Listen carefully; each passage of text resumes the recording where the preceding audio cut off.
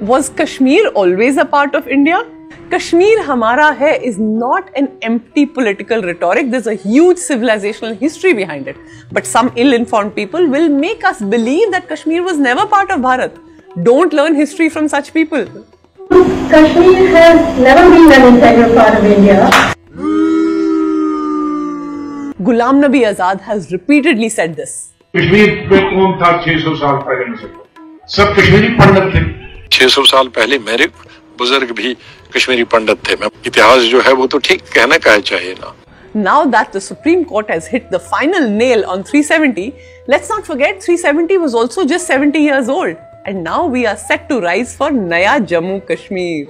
This is a good time to see how Kashmir has always been a part of Vedic Sanatan culture. ये ऋषि कश्यप की land है. If I start naming the Sanatan Dharma scholars coming from Kashmir, this video will run into hours. But still, I will try and make a little attempt. Acharya Charak, he wrote the Charak Samhita, which is taught in Ayurveda colleges even today. And this is 400 before Christ. Lagadha, mathematics and astronomy expert, wrote the Vedang Jyotisha, which is used even today. And 700 BC, Pandit Vishnu Sharma, Panchatantra. 300 BC, Nagasena, Sanskrit expert and Buddhist scholar. Bharat Muni, treatise on performing arts with 600 shlokas. Matlab, ye history is so many hundreds and thousands of years before Christ that historians don't even have the correct timeline.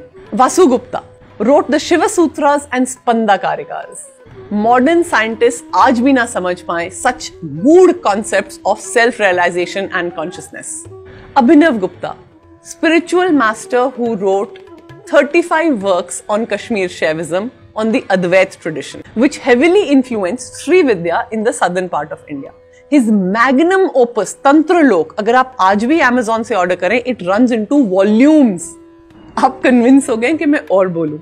The list is endless. Kshemaraja, philosopher who wrote about different levels of consciousness. Somananda, descendant of Rishi Durvasa, wrote the Shiva Drishti.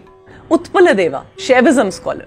Anandavardhana wrote the Dhvanya Loka, giving the theory of dhvani or sound and how it impacts emotion. Matlab, mind-boggling work on consciousness, philosophy is happening here, which is not finding any mention in modern philosophical studies.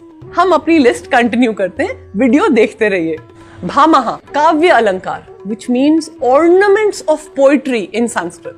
Vagbhat, he wrote the Ashtang Hriday, which is read by Ayurveda doctors even today. Vopodeva, Kashmir grammarian who wrote the Mugobatesha.